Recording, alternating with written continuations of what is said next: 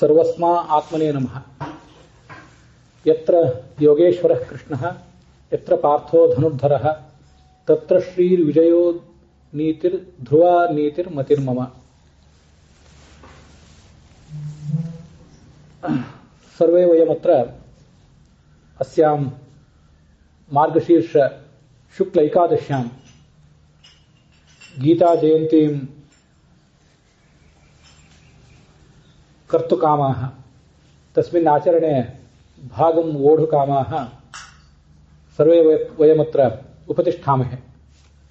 ಗೀತಾಯಾಃ ಕೃಷ್ಣಮುಖವಿನಿಸೃತಾಯಾಃ ಯಃ ಅಯಂ ಸಂದೇಶಃ ಉಪದೇಶಶ್ಚ ಸರ್ವೈರಸ್ಮಾಭಿಃ ಅನುಸರಣೀಯಃ ತಸ್ಯ ಅವಲೋಕನೆ ಅಯಂ ಕಶ್ಚನ ಅಲ್ಪಃ ಪ್ರಯತ್ನಃ ಸರ್ವೈರಸ್ಮಾಭಿಃ ವಿಧೇಯಃ.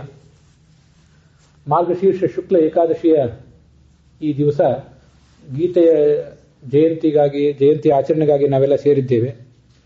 ಅದರ ನಿಮಿತ್ತ ನಾವು ಅನುಸರಿಸಬೇಕಾದಂಥ ಸಂದೇಶ ಏನು, ಗೀತೆಯ ಸಂದೇಶ ಏನು, ಗೀತೆಯ ಉಪದೇಶ ಏನು ಅಂತನ್ನೋದನ್ನು ಪ್ರತಿ ಬಾರಿಯೂ ಕೂಡ ಅಪ್ಡೇಟ್ ಮಾಡಿಕೊಳ್ಳುವುದು ನಮ್ಮ ಕರ್ತವ್ಯ. ಎಷ್ಟು ಬಾರಿ ಅವಲೋಕನ ಮಾಡಿದ್ರು, ಎಷ್ಟು ಬಾರಿ ಅದನ್ನು ಅಪ್ಡೇಟ್ ಮಾಡಿಕೊಂಡ್ರೂ ಕೂಡ ಮುಗಿಯದಂಥ ಒಂದು ಸಂದೇಶ, ಗೀತೆಯ ಸಂದೇಶ. ಅದನ್ನು ಈ ಬಾರಿಯೂ ಕೂಡ ನಾವು ನೋಡಬೇಕು ಅಂತ ಒಂದು ಸಣ್ಣ ಪ್ರಯತ್ನ. ಒಟ್ಟಾರೆ ಭಗವದ್ಗೀತಾ ಅನ್ನುವುದೇ ಒಂದು ಧರ್ಮಶಾಸ್ತ್ರ ಹೌದು, ಅದೊಂದು ನೀತಿಶಾಸ್ತ್ರ, ಅದೊಂದು ಮನಃಶಾಸ್ತ್ರ, ಮನೋವಿಶ್ಲೇಷಣಾ ಶಾಸ್ತ್ರವೂ ಹೌದು, ಒಂದು ಸೈಕಾಲಜಿ ಹೌದು, ಅದೊಂದು ಸೈಕೋಥೆರಪಿ. ಕಳೆದ ದಿವಸ ಅಂಥ ಒಂದೆರಡು ಸಂಗತಿಗಳನ್ನು ತಮ್ಮೆದುರಿಗೆ ಹಂಚಿಕೊಂಡಿದ್ದೆ. ಮನುಷ್ಯನಿಗೆ ಈ ಐಹಿಕ ಜೀವನದಲ್ಲಿ ಮತ್ತೆ ಪಾರತ್ರಿಕ ಜೀವನದಲ್ಲಿ ಅಭಿವೃದ್ಧಿ ಆಗಬೇಕಾದ್ರೆ, ಏಳಿಗೆ ಆಗಬೇಕಾದ್ರೆ ಆತ ಏನು ಮಾಡಬೇಕು ಅನ್ನೋದನ್ನೆಲ್ಲ ಭಗವದ್ಗೀತಾ ಹೇಳ್ತದೆ. ತನ್ನ ಕರ್ತವ್ಯದಲ್ಲಿ ಯಾವತ್ತೂ ತತ್ಪರನಾಗಿರಬೇಕು, ಮತ್ತೆ ಯಾವತ್ತೂ ಮನೋದೌರ್ಬಲ್ಯಕ್ಕೆ ಈಡಾಗಬಾರ್ದು. ತನ್ನ ಮನೋದೌರ್ಬಲ್ಯ ಅನ್ನೋದು ಒಬ್ಬ ವ್ಯಕ್ತಿಗೆ ಮನೋದೌರ್ಬಲ್ಯ ಬಂದರೆ ಅದು ಸಮಾಜದ ಮನೋದೌರ್ಬಲ್ಯ ಆಗಿ, ಸಮಾಜದ ಮನೋದೌರ್ಬಲ್ಯದಿಂದ ಮುಂದೆ ರಾಷ್ಟ್ರದ ಮನೋದೌರ್ಬಲ್ಯ ಆಗಿ, ನಮ್ಮ ರಾಷ್ಟ್ರ, ಸಂಸ್ಕೃತಿ, ಧರ್ಮ ಅದರ ಮೇಲಿನ ಆಕ್ರಮಣಗಳು ಆದಾಗ ಆ ಆಕ್ರಮಣಗಳನ್ನು ತಡೆ ಹಿಡಿಯುವಂಥ ಶಕ್ತಿ ನಮಗಿಲ್ಲದಂತಾಗ್ತದೆ. ಅದಕ್ಕಾಗಿ ಯಾವತ್ತೂ ಮನೋದೌರ್ಬಲ್ಯಕ್ಕೆ ಈಡಾಗಬಾರದು ಮನುಷ್ಯ. ಮತ್ತೆ ಯಾವತ್ತೂ ಕಾರ್ಯತತ್ಪರನಾಗಿರಬೇಕು. ಅಂಥ ಒಂದು ನಿಟ್ಟಿನಲ್ಲಿ ನಾವು ಮಾಡಬೇಕಾದಂಥ ಪ್ರಯತ್ನಗಳೇನಿವೆ, ಅದರಲ್ಲಿ ಯಾವತ್ತೂ ಭಗವಂತ ನಾವು ಮಾಡುವಂಥ ಎಲ್ಲ ಕರ್ತವ್ಯಗಳ ಹಿಂದಿದ್ದಾನೆ, ಅವನು ಬಿಂಬನಾಗಿದ್ದಾನೆ, ನಾವು ಪ್ರತಿಬಿಂಬರಾಗಿದ್ದೇವೆ ಅನ್ನುವಂಥ ಒಂದು ಸಂದೇಶ ಅದು ಭಗವದ್ಗೀತೆ ಉದ್ದಕ್ಕೂ ನಮಗೆ ಸಿಗ್ತದೆ. ನಹಿ ಪ್ರತಿಬಿಂಬಸ್ಯ ಕ್ರಿಯಾ ಬಿಂಬಕ್ರಿಯೆಯೈವ ಕ್ರಿಯಾವಾನ್.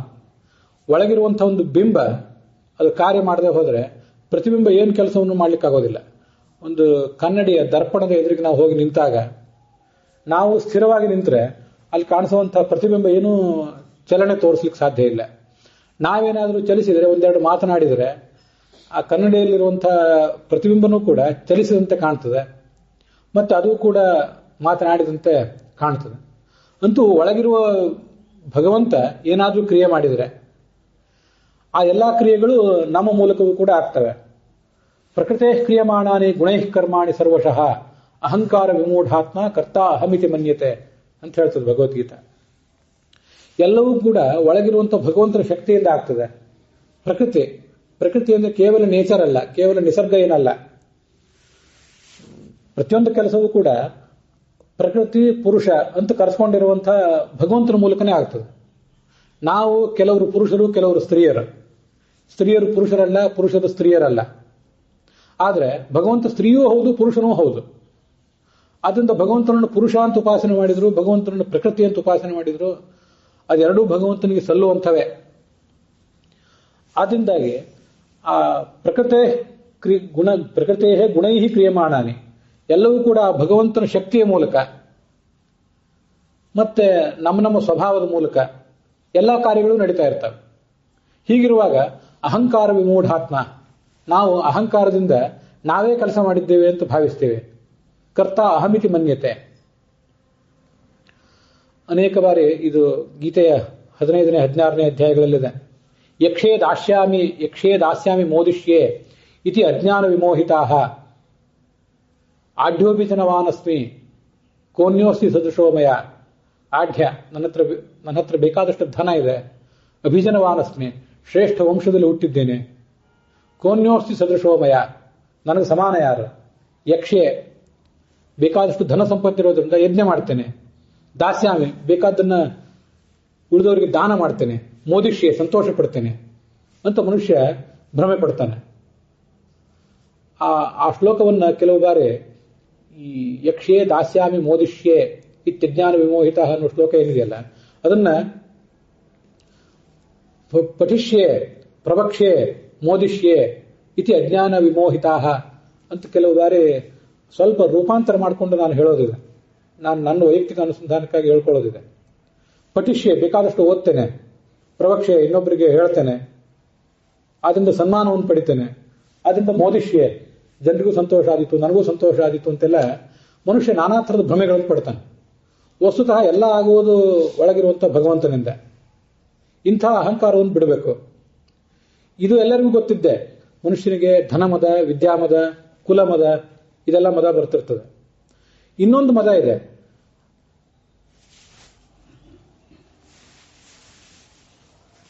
ಯದ ಅಹಂಕಾರಮಾಶ್ರಿತ್ಯ ನಯೋತ್ಸ್ಯ ಇತಿ ಮನ್ಯಸೆ ಮಿಥ್ಯೈಷ ವ್ಯವಸಾಯಸ್ಥೆ ಪ್ರಕೃತಿಸ್ತ್ವಾಂ ಕರಿಷ್ಯತಿ. ಸ್ವಲ್ಪ ಕೊನೆ ಪಾದ ಒಂದು ಸ್ವಲ್ಪ ತಪ್ಪಾಗಿ ಹೇಳಿರ್ಬೋದು. ನಾನು ಮಾಡ್ತೀನಿ ಅನ್ನೋದು ಒಂದು ಅಹಂಕಾರ. ಅದಕ್ಕಿಂತ ಹೆಚ್ಚಿನ ಅದ್ಭುತ ಅಂದ್ರೆ ನಾನು ಮಾಡೋದಿಲ್ಲ ಅನ್ನೋದೊಂದು ಅಹಂಕಾರ. ಈ ಕೃಷ್ಣ ಅರ್ಜುನನಿಗೆ ಭಗವದ್ಗೀತೆಯನ್ನು ಹೇಳಬೇಕಾಯ್ತಲ್ಲ. ಯಾವಾಗ ಹೇಳಬೇಕಾಯ್ತು ಅಂದ್ರೆ, ಅರ್ಜುನ, ನಾನೇನು ಕರ್ತವ್ಯವನ್ನು ಮಾಡೋದಿಲ್ಲ, ನನಗೆ ಈ ಯುದ್ಧ ಬೇಡ. ಯಾಕಂದ್ರೆ ಈ ಯುದ್ಧದಿಂದ ಎಲ್ಲರಿಗೂ ಹಿಂಸೆ ಆಗ್ತದೆ. ಧರ್ಮ ಯಾವುದು, ಅಧರ್ಮ ಯಾವುದು, ನಾವು ಅಧರ್ಮವನ್ನು ಮಾಡಿದಂತಾಗ್ತದೆ ಅಂತೆಲ್ಲ ತನ್ನ ಧರ್ಮಜ್ಞಾನವನ್ನು ಕೃಷ್ಣನ ಎದುರಿಗೆ ಹೇಳ್ಕೊಂಡ. ಯದ ಅಹಂಕಾರ ಆಶ್ರಿತ್ಯ ನಯೋತ್ಸೈತಿ ಮನ್ಯಸೆ. ಯುದ್ಧ ಮಾಡೋದಿಲ್ಲ ಅಂತ ನೀನು ಹೇಳ್ತೀಯಲ್ಲ, ಯುದ್ಧ ಮಾಡೋದಿಲ್ಲ ಅನ್ನುವುದು ನಿನಗೆ ಸಾಧ್ಯ ಇಲ್ಲ. ಯುದ್ಧ ಮಾಡ್ತೀನಿ ಅನ್ನುವುದು ದೊಡ್ಡ ದುರಹಂಕಾರವೇ. ಯುದ್ಧ ಮಾಡುವುದಿಲ್ಲ ಅನ್ನುವುದು ದುರಹಂಕಾರ. ಇದು ಅಲ್ಲಿ ಹಿಂದಿರುವಂತಹ ಒಂದು ರೋಗ ನಿದಾನ. ಕೃಷ್ಣ ಮಾಡಿದಂತಹ ಒಂದು ಆ ರೋಗದ ನಿದಾನ ಕಾರ್ಯಕ್ರಮ. ನಮಗೆ ಆಶ್ಚರ್ಯ ಅನ್ನಿಸ್ತದೆ. ನಾವು ಮಾಡ್ತೀವಿ ಅನ್ನೋದು, ನಾನು ಶ್ರೀಮಂತ ಅನ್ನೋದು, ನಾನು ವಿದ್ಯಾವಂತ ಅನ್ನೋದು, ಇದು ಅಹಂಕಾರ. ಹೌದು, ಒಪ್ಪೋಣ. ನಾನು ಮಾಡೋದಿಲ್ಲ ಅನ್ನೋದು ಅಹಂಕಾರ. ಹೇಗೆ ಅಂದ್ರೆ, ಮಾಡ್ಲಿಕ್ಕೂ ಜೀವ ಸ್ವತಂತ್ರ ಅಲ್ಲ, ಮಾಡದೇ ಇರ್ಲಿಕ್ಕೂ ಸ್ವತಂತ್ರ ಅಲ್ಲ. ಹಾಗಿರುವಾಗ ನಾನು ಮಾಡ್ತೀನಿ ಅನ್ನೋದು ಅಹಂಕಾರ, ಮಾಡೋದಿಲ್ಲ ಅನ್ನೋದು ಅಹಂಕಾರ. ನನಗೆ ಧರ್ಮಜ್ಞಾನ ಇದೆ. ನಾನು ಈ ಎಲ್ಲ ಶತ್ರುಗಳನ್ನು ಕೊಂದುಬಿಟ್ರೆ ಧರ್ಮ ಪಾಪಮೇವಾಶ್ರಯೇದಸ್ಮಾನ್ ಹತ್ವೈತಾನ್ ಆತತಾಯಿನಃ ಅಂತ ಭಗವದ್ಗೀತಾ 1ನೇ ಅಧ್ಯಾಯದಲ್ಲಿ ಅರ್ಜುನನ ಮಾತನ್ನು ಪ್ರತಿಫಲಿಸ್ತದೆ. ನಮ್ಗೆ ಇದನ್ನೆಲ್ಲ ಮಾಡಿಬಿಟ್ರೆ ಪಾಪ ಬಂದಿತ್ತು ಅಂತ ಭಯ ಅವನಿಗೆ. ಏನು ಪಾಪ, ಏನು ಪುಣ್ಯ, ಏನು ಧರ್ಮ, ಏನು ಅಧರ್ಮ ಅಂತ ಅನ್ನೋದು ಹೇಳಲಿಕ್ಕೆ ಎದುರುಗಡೆ ಕೃಷ್ಣ ಇದ್ದಾನೆ. ಆ ಕೃಷ್ಣನ ಎದುರುಗಡೆನೆ ಇವನಿಗೆ ಧರ್ಮ ಯಾವುದು, ಅಧರ್ಮ ಯಾವುದು ಅನ್ನೋದ್ರ ಬಗ್ಗೆ ಗೊಂದಲ. ಧರ್ಮ ಯಾವುದು, ಅಧರ್ಮ ಯಾವುದು ಅನ್ನೋದ್ರ ಬಗ್ಗೆ ತನ್ನದೇ ಆದ ತೀರ್ಮಾನ. ಇದೆಲ್ಲ ನಮ್ಮ ಮನಸ್ಥಿತಿ. ದೇವರು ಎಲ್ಲ ಕಡೆ ಇದ್ದಾನೆ. ನಮ್ಮ ಸುತ್ತಲಿದ್ದಾನೆ, ಹಿಂದೆ ಇದ್ದಾನೆ, ಮುಂದಿದ್ದಾನೆ, ಮೇಲೆ, ಒಳಗೆ, ಹೊರಗೆ ಎಲ್ಲ ಕಡೆ ಇದ್ದಾನೆ. ಆದರೆ ಧರ್ಮ, ಅಧರ್ಮ, ಪುಣ್ಯ, ಪಾಪಗಳ ಬಗ್ಗೆ ನಮ್ಮದೇ ಆದ ತೀರ್ಮಾನಗಳನ್ನು ಕೊಡ್ತೇವೆ ನಾವು. ಇಂಥ ಕೆಲಸವನ್ನು ಮಾಡೋದಿಲ್ಲ ಅಂತ ಹೇಳ್ತೀವಿ, ಇಂಥ ಮತ್ತೊಂದು ಯಾವುದೋ ಕೆಲಸವನ್ನು ಮಾಡ್ತೀವಿ ಅಂತ ಹೇಳ್ತೀವಿ. ಮಿಥ್ಯೈಷ ವ್ಯವಸಾಯಸ್ಥೆ. ಮಾಡದೇ ಇರ್ಲಿಕ್ಕಾದ್ರೂ ನಾವೇನು ಸ್ವತಂತ್ರರು? ಪ್ರಕೃತಿಯ ಮೂಲಕ ಎಲ್ಲ ಕೆಲಸಗಳು ಆಗಲೇಬೇಕು. ನಮ್ಮ ಸ್ವಭಾವ, ಒಳಗಿರುವಂತಹ ಪ್ರಕೃತಿ ಅಂತ ಕರೆಸ್ಕೊಂಡಿರುವಂತಹ ಭಗವಂತ ಏನಿದ್ದಾನೆ, ಅವನು ಎಲ್ಲ ಕೆಲಸಗಳನ್ನು ಮಾಡೇ ಮಾಡ್ತಾನೆ. ಆದ್ರಿಂದಲೇ ಮನುಷ್ಯನಿಗೆ ನಾನು ಇಂಥ ಧರ್ಮ ಕಾರ್ಯವನ್ನು ಮಾಡ್ತೇನೆ, ಇಂಥ ಪುಣ್ಯವನ್ನು ಮಾಡ್ತೇನೆ ಅನ್ನೋದು ಹೇಗೆ ಅಹಂಕಾರವೋ, ಮಾಡೋದಿಲ್ಲ ಅನ್ನೋದು ಕೆಲವರಿಗೆ ಅಹಂಕಾರ. ನಾವು ಆಸ್ತಿಕರು, ನಾವು ಧಾರ್ಮಿಕರು ಅಂತ ಕೆಲವರಿಗೆ ಅಹಂಕಾರ. ನಮಗೇನು ಧರ್ಮ, ಆಸ್ತಿಕತೆ, ಆಧ್ಯಾತ್ಮಿಕತೆ ಏನು ಬೇಡ, ನಾವು ನಾಸ್ತಿಕರಾಗಿ ಬದುಕ್ತೇವೆ ಅಂತ ಇನ್ನು ಕೆಲವರಿದ್ದಾರೆ. ಅವ್ರಿಗೂ ಒಂದು ಅಹಂಕಾರವೇ. ಆದ್ರೆ ಅದು ಅಹಂಕಾರ ಅಂತ ಅವರವ್ರಿಗೆ ಗೊತ್ತಿಲ್ಲ ಅಷ್ಟೇ. ಅರ್ಜುನ ಆ ಯುದ್ಧದ ಸಂದರ್ಭದಲ್ಲಿ ಮನೋದೌರ್ಬಲ್ಯಕ್ಕೊಳಗಾಗಿದ್ದ, ದುಃಖಕ್ಕೊಳಗಾಗಿದ್ದ. ಅವನಿಗಾಗಿದ್ದು ದೌರ್ಬಲ್ಯ, ಅದು ಅಹಂಕಾರ ಅಲ್ಲ ಅಂತ ನಮಗನಿಸ್ತದೆ. ವಾಸ್ತವಿಕವಾಗಿ ಹಿಂದಿರುವಂಥದ್ದೊಂದು ಅಹಂಕಾರವೇ. ಯಾಕೆಂದ್ರೆ ನಾವೆಲ್ಲರೂ ಕೂಡ ಜೀವರೇನಿದ್ದೇವಲ್ಲ, ಇವೆಲ್ಲ ಲೋಹಗಳಿದ್ದಂತೆ. ಒಂದು ಬಂಗಾರ ಇರ್ಬೋದು, ಒಂದು ಬೆಳ್ಳಿ ಇರ್ಬೋದು, ಮತ್ತೊಂದು ಯಾವುದು ಕಬ್ಬಿಣ ಇರ್ಬೋದು, ಅಂತೂ ಲೋಹಗಳೇ ನಾವೆಲ್ಲ. ಎಲ್ಲ ಲೋಹಗಳಿಂದ ಏನಾದರೂ ವಸ್ತು ನಿರ್ಮಾಣ ಆಗುವಾಗ ಆ ಲೋಹ ನಿರ್ಮಾಣ ಮಾಡುವವರು ಅದಕ್ಕೊಂದು ಪ್ರೈಮರ್ ಹಚ್ತಾರೆ, ಮೂಲ ಬಣ್ಣ. ಒಂದು ಪ್ರೈಮರ್ ಆ ಲೋಹದ ವಸ್ತುವಿಗೆ ಹಚ್ಚಿ ಮುಂದೆ ಅದಕ್ಕೆ ಬಿಳಿ ಬಣ್ಣ, ಕೆಂಪು ಬಣ್ಣ, ಹಸಿರು ಬಣ್ಣ ಇತ್ಯಾದಿ ಬೇರೆ ಬೇರೆ ಬಣ್ಣಗಳನ್ನ ಅದಕ್ಕೆ ಹಚ್ತಾರೆ. ಮೂಲ ಎಲ್ಲದಕ್ಕೂ ಕೂಡ ಒಂದು ಪ್ರೈಮರ್ ಇದ್ದೇ ಇರ್ತದೆ. ಎಲ್ಲಾ ಲೋಹಗಳಿಗೂ ಕೂಡ ಒಂದು ಪ್ರೈಮರ್ ಬಣ್ಣ ಹಚ್ಚಿ ಆಮೇಲೆ ಇನ್ನೊಂದು ಬಣ್ಣ ಹಚ್ಚುವಂತೆ ನಮ್ಮೆಲ್ಲರಿಗೂ ಕೂಡ ಮೂಲಭೂತವಾಗಿ ಪ್ರೈಮರ್ ಒಂದಿದೆ. ಅದೇನು ಅಂದ್ರೆ ಈ ಅಹಂಕಾರ. ಆ ಅಹಂಕಾರ ಅನ್ನುವ ಪ್ರೈಮರ್, ಅದರ ಮೇಲೆ ನಾನು ಪಂಡಿತ, ನಾನು ಪಾಮರ, ನಾನು ಸ್ತ್ರೀ, ನಾನು ಪುರುಷ, ನಾನು ದಾನ ಮಾಡ್ತೀನಿ, ನಾನು ಧಾರ್ಮಿಕ, ನಾನು ಅಧಾರ್ಮಿಕ, ಇವೆಲ್ಲ ಬೇರೆ ಬೇರೆ ಬಣ್ಣಗಳು. ಹೊರಗಿರುವುದೆಲ್ಲ ಬಣ್ಣ, ಒಳಗಿರುವುದು ಎಲ್ಲ ಕಡೆನೂ ಒಂದೇ, ಅದು ಪ್ರೈಮರ್, ಅದು ಅಹಂಕಾರ. ಮಾಡ್ತೀನಿ ಅನ್ನೋದು ಅಹಂಕಾರ, ಮಾಡೋದಿಲ್ಲ ಅನ್ನೋದು ಅಹಂಕಾರ. ಇದು ನಮ್ಗೆ ಗೊತ್ತಾಗೋದಿಲ್ಲ. ನಮ್ಮ ಪ್ರತಿಯೊಂದು ವರ್ತನೆಯ ಹಿಂದೆ ಗಂಡ ಹೆಂಡತಿಯನ್ನು ಪ್ರೀತಿಸುವುದು, ಹೆಂಡತಿ ಗಂಡರನ್ನು ಪ್ರೀತಿಸುವುದು, ತಂದೆ ತಾಯಂದಿರು ಮಕ್ಕಳನ್ನು ಪ್ರೀತಿಸುವುದು, ಮಕ್ಕಳು ತಂದೆ ತಾಯಂದಿರನ್ನು ಪ್ರೀತಿಸುವುದು, ನಾವು ಸಮಾಜವನ್ನು ಪ್ರೀತಿಸುವುದು, ಗೌರವಿಸುವುದು, ಪ್ರತಿಯೊಂದು ಸಂಬಂಧದ ಹಿಂದೆ, ಪ್ರತಿಯೊಂದು ನಮ್ಮ ಪ್ರವೃತ್ತಿ ಹಿಂದೆ, ದೈಹಿಕ ಮಾನಸಿಕ ಪ್ರವೃತ್ತಿ ಹಿಂದೆ ಒಂದು ಅಹಂಕಾರ ಇರ್ತದೆ. ಆ ಅಹಂಕಾರ ಇಲ್ಲದೇನೆ ಒಂದು ಬೇರೆ ಯಾವ ಕಾರ್ಯವೂ ಇಲ್ಲ. ಪ್ರೈಮರ್ ಇಲ್ಲದೆ, ಲೋಹಕ್ಕೆ ಪ್ರೈಮರ್ ಇಲ್ಲದೆ ಬೇರೆ ಬಣ್ಣ, ಬೇರೆ ಪೇಂಟ್ ಅದಕ್ಕಿಲ್ಲ. ಅದರಂತೆ ಅಹಂಕಾರ ಇಲ್ಲದೆ ಯಾವ ಸಂಬಂಧವೂ ಇಲ್ಲ ಈ ಜೀವನದಲ್ಲಿ. ನಾವು ಮೆಟ್ಟಿ ನಿಲ್ಲಬೇಕಾಗಿರೋದು ಅದನ್ನ.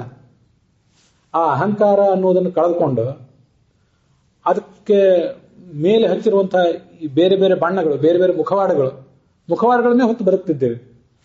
ನಮ್ಮ ಅಸಲಿ ಮುಖ ನಮಗೂ ಗೊತ್ತಿಲ್ಲ, ಇನ್ನೊಬ್ರಿಗೂ ಗೊತ್ತಿಲ್ಲ.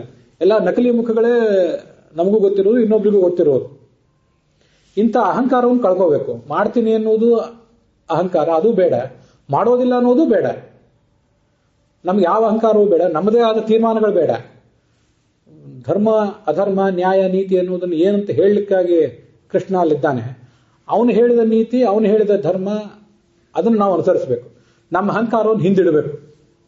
ಇದು ಕೃಷ್ಣ ಅರ್ಜುನನಿಗೆ ತಿಳಿಸಿದ್ದು. ಮಿಥ್ಯೈಷ ವ್ಯವಸಾಯಸ್ಥೆ, ನಿನ್ನ ಆಲೋಚನೆಯೇ ತಪ್ಪು, ಸುಳ್ಳಿದು. ನಿನ್ನ ಸ್ವಭಾವ ಒಳಗೆ ನಾನು ನಿಂತು ನಿನಗೆ ಯುದ್ಧ ಮಾಡಿಸ್ತೇನೆ. ಯುದ್ಧ ಮಾಡುವುದಿಲ್ಲ ಅನ್ನೋದು ನಿನ್ನ ಸಂಕಲ್ಪ ವ್ಯರ್ಥ, ಅದಕ್ಕೇನು ಬೆಲೆಯೂ ಇಲ್ಲ. ಮಾಡೋದಿಲ್ಲ ಅನ್ನೋ ಅಹಂಕಾರವನ್ನು ಬಿಡು, ಮಾಡ್ತೀನಿ ಅನ್ನೋ ಅಹಂಕಾರವನ್ನು ಬಿಡು. ನನ್ನ ಮಾತಿನಂತೆ ನಡಿ. ಅಹಂ ತ್ವಾಂ ಸರ್ವಪಾಪೇಭ್ಯಃ ಮೋಕ್ಷಯಿಷ್ಯಾಮಿ. ನನ್ನ ಪಾದಕ್ಕೆ ನೀನು ಶರಣಾಗತನಾದರೆ ನೀನು ಬರುವ ಪಾಪ ಪುಣ್ಯ ಎಲ್ಲವನ್ನೂ ನಾನು ಪರಿಹರಿಸಿ ನಿನ್ನನ್ನು ಉದ್ಧಾರದ ಮಾರ್ಗದ ಕಡೆಗೆ ನಾನು ಕರ್ಕೊಂಡು ಹೋಗ್ತೇನೆ ಅಂತ ಕೃಷ್ಣ ಹೇಳ್ತಾನೆ. ಹೀಗೆ ಇಂಥ ಒಂದು ಜಯಂತಿ ದಿವಸ ನಮ್ಗೆಲ್ಲ ಥರದ ಅಹಂಕಾರಗಳು, ವಂಶದ ಮದ, ಧನದ ಮದ, ವಿದ್ಯಾಮದ, ಪುರುಷ ಅನ್ನುವ ಮದ, ಸ್ತ್ರೀ ಅನ್ನುವ ಮದ, ಮಾಡ್ತೇನೆ ಧರ್ಮವನ್ನು ಮಾಡ್ತೇನೆ ಅನ್ನುವ ಮದ, ಧರ್ಮವನ್ನು ಮಾಡುವುದಿಲ್ಲ ಅನ್ನುವ ಮದ, ಈ ಎಲ್ಲ ಮದಗಳನ್ನು, ಎಲ್ಲ ದುರಹಂಕಾರಗಳನ್ನು ಹಿಂದಿಕ್ಕೆ ಧರ್ಮ ಏನು ಅಧರ್ಮ ಏನು ಅನ್ನೋದನ್ನ ಭಗವಂತನ ಮಾತಿನ ಮೂಲಕ, ಶಾಸ್ತ್ರಗಳ ಮೂಲಕ ತಿಳಿದುಕೊಂಡು ನಮ್ಮ ಜೀವಮಾನವನ್ನು ನಾವು ಮುನ್ನಡೆಸಬೇಕು. ಅಂಥದ್ದೊಂದು ಸಮಾಜವನ್ನು, ರಾಷ್ಟ್ರವನ್ನು ನಾವೆಲ್ಲರೂ ಕೂಡ ಕಟ್ಟಬೇಕು. ಅಂಥದ್ದೊಂದು ನಿರ್ಧಾರವನ್ನು ನಾವು ತಾಳಬೇಕು ಅನ್ನೋದು ನಮ್ಮ ಉದ್ದೇಶ ಆಗಿರಬೇಕು ಇಂಥ ಆಚರಣೆಗಳ ಹಿಂದೆ. ಅದಕ್ಕೆ ಸಂಬಂಧಪಟ್ಟಂತೆ ಈ ಒಂದು ಶುಭ ಸಂದರ್ಭದಲ್ಲಿ ನೀವೆಲ್ಲ ಸೇರಿದ್ದೀರಿ. ನಿಮ್ಮ ಎದುರಿಗೆ ಇಂಥ ಒಂದೆರಡು ಮಾತುಗಳನ್ನು ಹೇಳುವ ಮೂಲಕ ಈ ಆಚರಣೆಯಲ್ಲಿ ಭಾಗವಹಿಸಲಿಕ್ಕೆ ಒಂದು ಅವಕಾಶ ಸಿಕ್ಕಿತ್ತು. ಅಂಥ ಅವಕಾಶ ಕೊಟ್ಟದ್ದಕ್ಕಾಗಿ ತಮಗೆಲ್ಲರಿಗೂ ಕೂಡ ಕೃತಜ್ಞನಾಗಿದ್ದೇನೆ. ಶ್ರೀಕೃಷ್ಣಾರ್ಪಣಮಸ್ತು.